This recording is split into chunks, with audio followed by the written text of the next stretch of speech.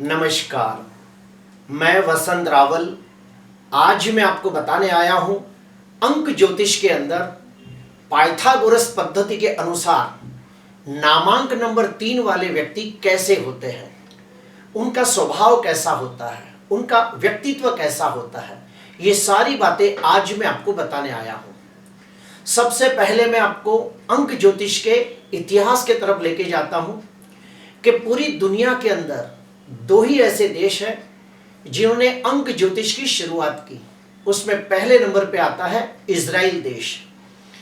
Israel देश के अंदर हिब्रू जाति के लोगों ने अंक शास्त्र की शुरुआत की और उन्होंने नाम दिया कैल्डियन अंक शास्त्र। ठीक उसी प्रकार अपने भारत देश के अंदर भी जो विद्वान ज्ञानी ऋषि मुनि थे, उन्होंने भी अंक ज्योतिष की शुरुआत की और उसका नाम रखा गया पाइथागोरस पद्धति। अभी आपको मैं और एक स्टेप अंदर लेके जाता हूं कि अंक ज्योतिष के अंदर 3 प्रकार के अंक निकल के आते हैं। उसमें सबसे पहले नंबर पे होता है मूलांक, दूसरे नंबर पे आता है भाग्यांक और तीसरे नंबर पे आता है शुभ अंक, जिसे नामांक भी कहा जाता है। फिर से कहूंगा, मूलांक, भाग्यांक, शुभ अंक, जिसे नामांक भी कहा गया है। अब ये तीनों में फर्क क्या है? तो जो आपकी जो जन्म तारीख होती है, उस जन्म तारीख का टोटल मारा जाता है तो उससे निकलता है मूलांक। एग्जाम्पल के तौर पे आपकी जन्म तारीख है 12, तो 1 और 2 3 हो गए, तो हम कहेंगे आपका मूलांक है 3। किसका जन्म हुआ है 22 तारीख के दिन, तो 2 और 2 4, तो हम कहेंगे कि भाई इनका मूलांक है 4। किसकी जन्म तारीख है 26, तो 2 और 6 8, तो हम कहेंगे इनका मूलांक है 8। उसके बाद दूसरे नंबर पे आता है भाग्यांक। ये भाग्यांक क्या होता है?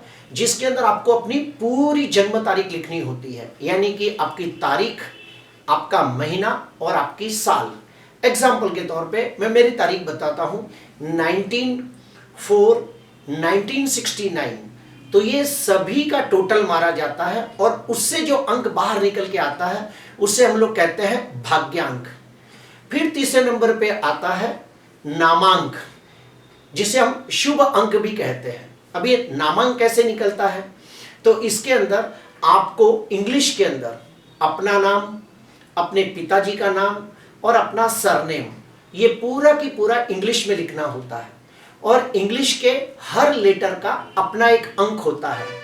पी का अलग अंक होता है, एस का अलग अंक होता है, ऐसे हर लेटर का अलग अलग अंक होता है।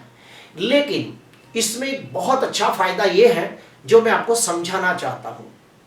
देखिए, आप अपने मूलांक को चेंज नहीं कर सकते क्योंकि जो आपकी तारीख है वही रहेगी, तो आपको अपना मूलांक चेंज करने का कोई चांस नहीं।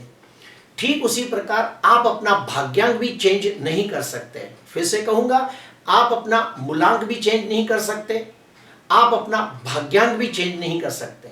लेकिन नामांक के अंदर आपको यह ऑप्शन मिलता है कि आप अपना नामांक नंबर चेंज कर सकते हैं।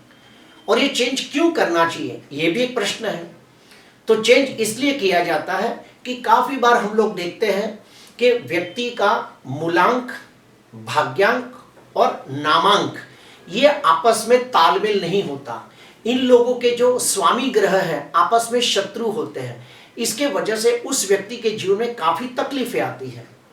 एग्जाम्पल के तौर पे मान लो किसका मूलांक है 1, तो मूलांक 1 का स्वामी कौन है? सूर्य। अभी मान लो उसका नामांक आ गया 8, तो नामांक 8 जो है उसका स्वामी ग्रह कौन है? शनि।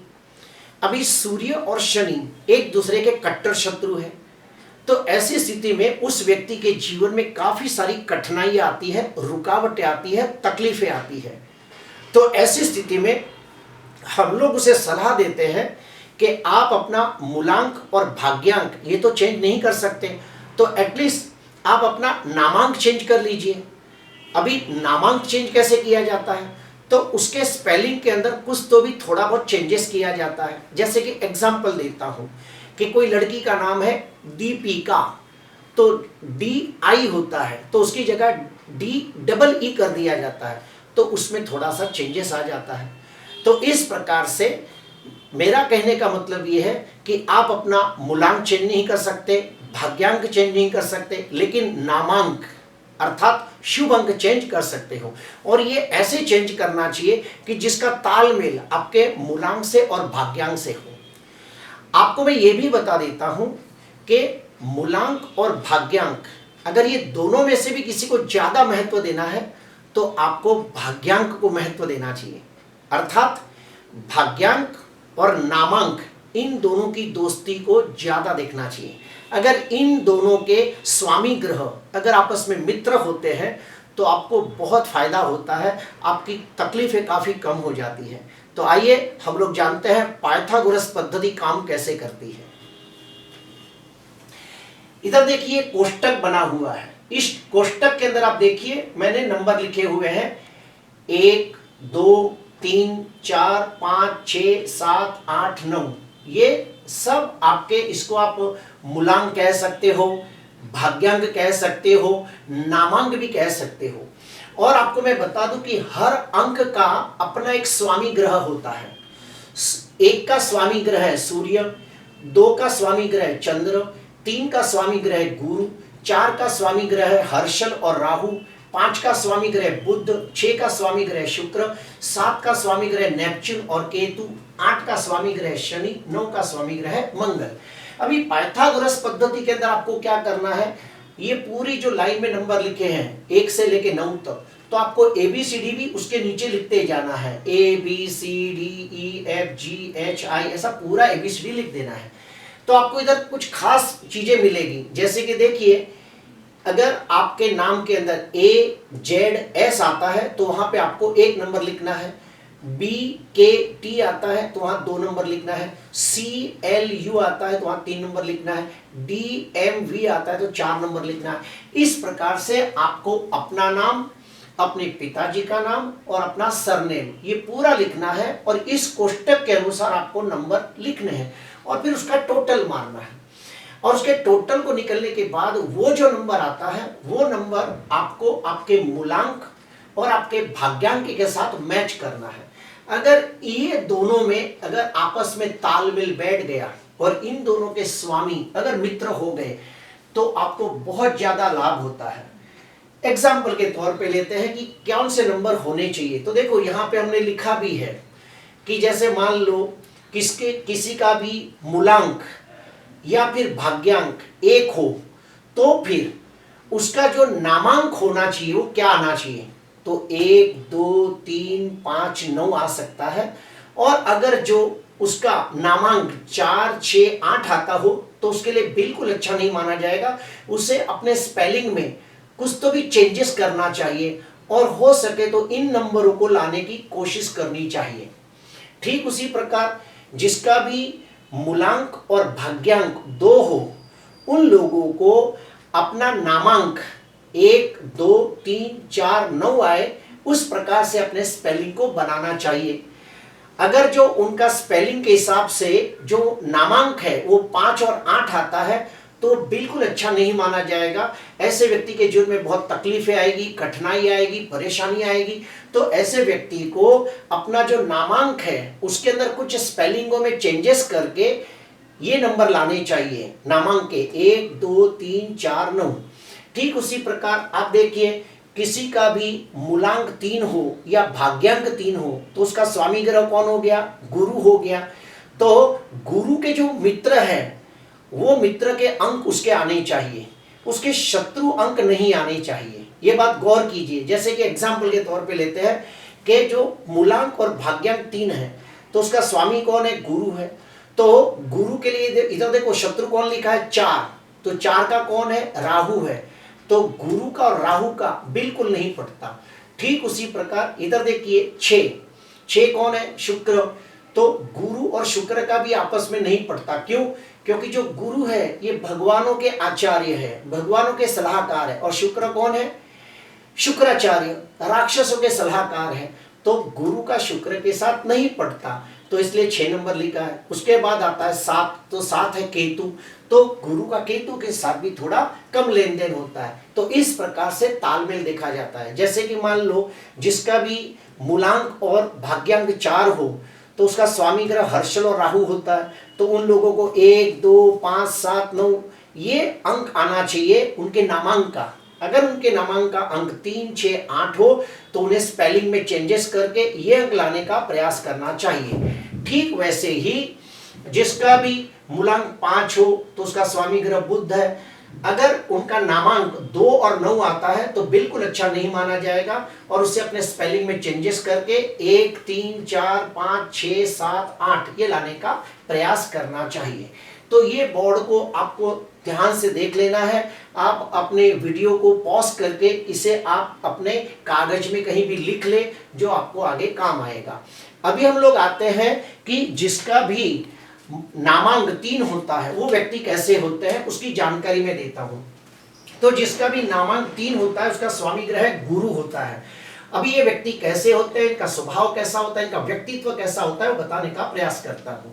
जिसका भी नामांक 3 होता है ऐसे व्यक्ति बहुत ही विद्वान, ज्ञानी, धार्मिक, आध्यात्मिक होते हैं। ऐसे व्यक्ति स्वभाव से बहुत ही दयालु, उदार, सेवाभावी, परोपकारी होते हैं। ऐसे व्यक्तियों को विद्या प्राप्त करना, धर्म और आध्यात्म का ज्ञान प्राप्त करना बहुत अच्छा लगता है। जिसका भी नामांक 3 होता है ऐसे व्यक्तियों को ज्ञानवर्धक वीडियो देखना, वेद, शास्त्र, पुराणों का ज्ञान प्राप्त करना इन्हें बहुत अच्छा लगता है। नामांक 3 वाले व्यक्तियों को गुड़ शास्त्र के प्रति बहुत रुझान होता है, जैसे कि ज्योतिष शास्त्र, वास्तु शास्त्र, रत्न शास्त्र, तंत्र, मंत्र, यंत्र जैसे गुड़ शास्त्र इन्हें जानना, सीखना बहुत अच्छा लगता है।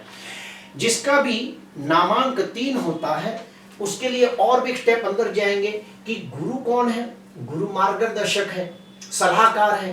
तो नामांक 3 वाले व्यक्ति एक अच्छे मार्गदर्शक होते हैं, एक अच्छे सलाहकार होते हैं। ऐसे व्यक्ति दुश्मन को भी सच्ची सलाह देने वाले लोग होते हैं। नामांक 3 वाले व्यक्तियों के ऊपर ईश्वर की विशेष कृपा होती है, इसलिए ऐसे व्यक्तियों को बहुत ही इंट्यूशन पावर और सिक्स सेंस पावर इनका बड़ा स्ट्रांग होता है, क्योंकि ये लोग बहुत ही सात्विक होते हैं, धार्मिक होते हैं, आध्यात्मिक होते हैं, तो उनकी आत्मिक शक्ति बहुत ही पावरफुल होती है, तो उनका intuition power, six sense power बड़ा स्ट्रांग होता है। ऐसे व्यक्तियों की बोली हुई बातें ज्यादातर सच हो जाती है और इनके अच्छे मार्गदर्शन की वजह से कई लोगों के जीवन में सुख, शांति और समृद्धि भी आती है। इसलिए ऐसे व्यक्ति चाहे तो एक अच्छे शिक्षक बन सकते हैं, काउंसलर बन सकते हैं, ज्योतिषकार, डॉक्टर, वकील, सीए, प्रोफेसर, मोटिवेशनल स्पीकर भी बन सकते हैं। जिनका भी नामांक 3 होता है ऐसे व्यक्तियों के बारे में और एक स्टेप अंदर जाएंगे कि आपको बता दूं, गुरु सुख और सात्विकता का कारक है। नामांक 3 वाले व्यक्ति बहुत ही नसीबदार होते हैं। ऐसे व्यक्तियों को ज्यादातर हर चीज अपने टाइम पे मिल जाती है, यानी जो सुख जब भी चाहिए वो उनको मिल जाता है। ऐसे व्यक्ति सर्व प्रकार के भौतिक सुख और सांसारिक सुखों की प्राप्ति करके समाज के अंदर मान, सम्मान, पद प्रतिष्ठा पूर्वक अपना जीवन व्यतीत करते हैं। नामांक 3 वाले व्यक्ति शरीर से स्वस्थ, तंदुरुस्त, निरोगी होते हैं। दिखने में तेजस्वी, प्रभावशाली, प्रतिभाशाली लोग होते हैं। आपको मैं बता दूं, गुरु धर्म और कर्म कांड का भी कारक है, तो नामांक 3 वाले व्यक्तियों को पूजा पाठ करना, होम हवन करना, दान पुण्य करना, यात्रा, तीर्थ यात्रा करना, ये सब बहुत अच्छा लगता है। ईश्वर के प्रति अटूट श्रद्धा रखने वाले, धर्म के प्रति अटूट आस्था रखने वाले लोग होते हैं। अभी हम लोग जानेंगे कि जिनका नामांक 3 होता है उनके लिए कौन सी चीजें अनुकूल होती है और कौन सी चीजें अनुकूल नहीं होती है, प्रतिकूल होती है, वो जानेंगे। तो जिनका भी नामांक 3 होता है ऐसे व्यक्तियों के लिए पूरे साल के अंदर सबसे अच्छा समय होता है 20 फरवरी से 20 मार्च, ठीक उसी प्रकार 23 नवंबर से 29 दिसंबर। जिनका भी नामांक 3 होता है उनके लिए कौन सा समय प्रतिकूल होता है, यानी कौन सा समय अच्छा नहीं होता है, तो 22 जून से लेकर 23 जुलाई। जिसका भी नामांक 3 होता है ऐसे व्यक्तियों के लिए कौन सा ग्रह लकी होता है, तो गुरु ग्रह लकी होता है और राहु उनके लिए लकी नहीं होता है। नामांक 3 वाले व्यक्तियों को अपने जीवन का कोई भी शुभ कार्य कौन से वार को करना चाहिए? तो गुरुवार और शुक्रवार को करना चाहिए। गलती से भी उन्हें कोई भी काम बुधवार और रविवार से नहीं करना चाहिए। जिसका भी नामांक 3 हो तो ऐसे व्यक्तियों के लिए 3 तारीख, 12 तारीख, 21 तारीख और 30 तारीख बहुत अच्छी होती है। इन तारीखों के अंदर वो अपने जीवन का कोई भी शुभ कार्य करे तो उन्हें निश्चित लाभ होता है। जैसे कि सगाई करना, शादी करना, गृह प्रवेश करना, गाड़ी खरीदना, ऐसे कोई भी शुभ कार्य अगर 3, 12, 21 और 30 तारीख को करे तो उन्हें निश्चित लाभ होता है, सुख प्राप्त होता है। नामांक 3 वाले व्यक्तियों के लिए 2, 11, 20, 29 ये तारीख अच्छी नहीं मानी गई है। जिनका भी नामांक 3 होता है उनको 3, 6, 9 नामांक वाले व्यक्ति, भाग्यांक वाले व्यक्ति या फिर मूलांक वाले व्यक्तियों से मित्रता करनी चाहिए और 2 और 6 के साथ उनकी शत्रुता रहती है। जिसका भी नामांक 3 आता है उनको अपने घर के अंदर, अपनी ऑफिस के अंदर, अपने घर के पर्दे, अपनी बेडशीट, अपनी ड्रेसिंग के अंदर पीला कलर, जामुनी कलर, सुनहरी कलर का उपयोग ज्यादा करना चाहिए। लाल और नीला कलर का इस्तेमाल कम करना चाहिए। जिसका भी नामांक 3 होता है उनको ईशान्य दिशा से बहुत लाभ होता है। ईशान्य दिशा की तरफ उनके घर का दरवाजा हो, उनके घर की ऑफिस का दरवाजा ईशान्य में हो, प्लॉट की एंट्री ईशान्य में हो तो उनको बहुत फायदा होता है। नामांक 3 वाले व्यक्तियों को अपने घर का दरवाजा, ऑफिस का दरवाजा, कोई भी चीज नैऋत्य की तरफ नहीं लेनी चाहिए। उसके बाद नामांक 3 वाले व्यक्तियों को पुखराज पहनने से लाभ होता है, पन्ना और गोमेद नहीं पहनना चाहिए। नामांक 3 वाले व्यक्तियों को सोने की अंगूठी पहनना, अपने शरीर के ऊपर सोने का धातु को पहनना अच्छा रहता है। लोहा उन्हें गलती से भी नहीं पहनना चाहिए। अभी हम लोग जानेंगे कि जिसका भी नामांक 3 होता है, अगर मान लो ऐसे व्यक्तियों की कुंडली के अंदर गुरु नीच राशि में निर्बल हो तो, गुरु पाप ग्रहों से दृष्ट हो तो, गुरु 6वें, 8वें, 12वें भाव में हो तो फिर उन्हें कौन से उपाय करने से लाभ होता है, तो उपाय भी बता देता हूं। सबसे पहले आप देखिए यहाँ पे एक यंत्र बना हुआ है। अगर आप इस यंत्र का टोटल मारोगे तो कोई भी तरह से टोटल मारोगे तो 27 होता है। इधर देखिए 10 और 5 15, 15 और 12 27। यहाँ पे देखिए 10 और 11 21, 21 और 6 27। तो इस प्रकार से इसे हम कहते हैं 27 यंत्र, यानी कोई भी हिसाब से टोटल मारो तो 27 ही आता है। अगर इस यंत्र को सोने के पत्रे के ऊपर, चांदी के पत्रे के ऊपर, तांबे के या फिर पीतल के पत्रे के ऊपर या फिर कुछ नहीं तो भोज पत्र के ऊपर अगर इसको ड्रॉ किया जाए और उसे लेमिनेट करके, उसे अच्छी तरह पैकिंग करके अपने घर के तिजोरी में, ऑफिस के गल्ले में, अपने खीसे में, भगवान के मंदिर में कहीं भी आप रखो तो आपको लाभ होता है। इसके अलावा जिसका भी नामांक 3 होता है, अगर उनकी कुंडली में गुरु नीच का है तो उन लोगों को ओम ह्रीम गुरुवे नमः, ओम ह्रीम गुरुवे नमः का जाप करना चाहिए। गुरुवार के दिन उपवास करना चाहिए, दत्तात्रेय भगवान की पूजा करनी चाहिए।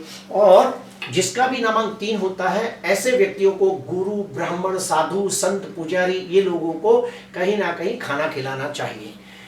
प्रिय दर्शकों, मैं इतना ही कहना चाहता हूं कि पाइथागोरस पद्धति के अनुसार जो हम नामांक निकालते हैं, शुभ अंक निकालते हैं, अगर उसका तालमेल मूलांक के साथ ना होता हो, भाग्यांक के साथ ना होता हो तो निश्चित तौर पे आप अपने स्पेलिंग के अंदर कुछ तो भी चेंजेस करके आप अपने नामांक को ऐसा निकालें कि जिसका आपके भाग्यांक के साथ मित्रता हो। यानी भाग्यांक और नामांक दोनों के स्वामी ग्रह आपस में मित्र होने चाहिए। मूलांक और नामांक ये दोनों के स्वामी आपस में मित्र होने चाहिए, तो आपकी काफी तकलीफें कम हो सकती है। प्रिय दर्शकों, आज के लिए बस इतना ही। आपको अच्छा लगा तो जरूर लाइक करना, सब्सक्राइब करना। नमस्कार।